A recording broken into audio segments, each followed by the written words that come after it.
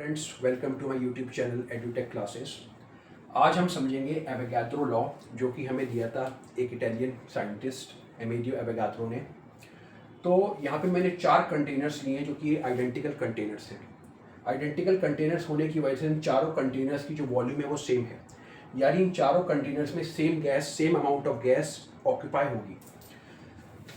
तो first container में हम ले लेते हैं हाइड्रोजन, सेकंड कंटेनर में हम क्लोरीन ले लेते हैं, थर्ड कंटेनर में ऑक्सीजन और फोर्थ कंटेनर में नाइट्रोजन। और ये चारों गैसेस जो हैं हम सेम टेम्परेचर और सेम प्रेशर की कंडीशन पे रखते हैं। यानी फर्स्ट कंटेनर में जो हाइड्रोजन प्रेजेंट है उसका प्रेशर है 800 mmHg और हमने आर्बिट्रेरी टेम्परेचर भी लिया है 400 kelvin. Same thing with the second container, 800 mmHg pressure और 400 केल्विन टेम्परेचर। तो ये चारों कंटेनर्स का टेम्परेचर और प्रेशर सेम है और इन चारों कंटेनर्स की वॉल्यूम भी सेम है। तो एवोगाद्रो ने ये ऑब्जर्व किया था कि जब सेम वॉल्यूम होगी, हम सपोज वॉल्यूम लेते हैं सबकी V वॉल्यूम, तो इन चारों कंटेनर्स की वॉल्यूम जो है डेट इज V। ओके, अब वो V 1 लीटर भी हो सकती है, वो 2 लीटर्स भी हो सकती है, वो 5 लीटर्स भी हो सकती है। अगर V 5 लीटर इसकी है, हाइड्रोजन 5 लीटर्स है, तो क्लोरीन भी 5 लीटर होगी, ऑक्सीजन भी 5 लीटर होगी, नाइट्रोजन भी 5 लीटर होगी। सिमिलरली अगर हाइड्रोजन 2 लीटर्स है तो क्लोरीन भी 2 लीटर्स है, ऑक्सीजन भी 2 लीटर है और नाइट्रोजन भी 2 लीटर्स है। तो सेम वॉल्यूम पर ये चारों गैसेस हमने कंटेनर में ली हैं। तो एवोगाद्रो ने ये ऑब्जर्व किया था कि जब सेम टेम्परेचर प्रेशर की कंडीशंस पे और सेम वॉल्यूम पे सारी गैसेस लेते हैं तो उन सारी गैसेस में नंबर ऑफ मॉलिक्यूल्स जो थे वो उन्होंने ऑब्जर्व किया कि इक्वल थे।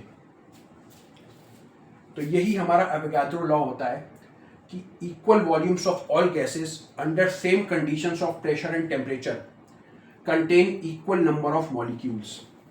तो उन सबके मॉलिक्यूल्स जो होंगे वो सेम रहेंगे। तो ये बताया था एवोगाद्रो इटालियन साइंटिस्ट ने। ओके, अब आप पूछेंगे कि यहाँ पे जब वॉल्यूम भी सेम है, टेम्परेचर प्रेशर सब में सेम है, तो नंबर ऑफ मॉलिक्यूल्स भी सब में इक्वल आए, ये एवोगाद्रो ने बताया। तो इसमें क्या चीज़ डिफरेंट होगी? इन चारों कंटेनर्स में गैसेस क्योंकि डिफरेंट है, हाइड्रोजन, क्लोरीन, ऑक्सीजन, नाइट्रोजन, इनके नंबर ऑफ मॉलिक्यूल्स तो सेम आ गए, तो इसमें डिफरेंट क्या चीज़ होगी?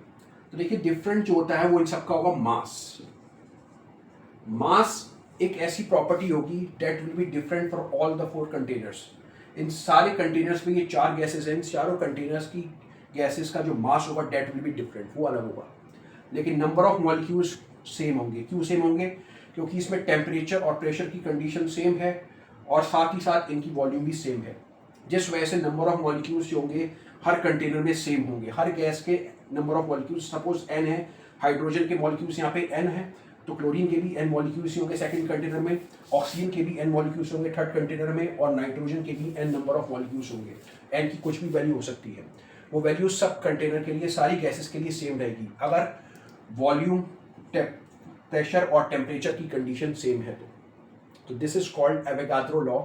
मैं एक बार फिर से बता देता हूँ, equal volumes of all gases under similar conditions of pressure and temperature contain same number of molecules. इनमें सेम नंबर ऑफ मॉलिक्यूल्स होते हैं अगर वॉल्यूम सब गैसेस की सेम है और प्रेशर और टेम्परेचर की कंडीशन भी सिमिलर है।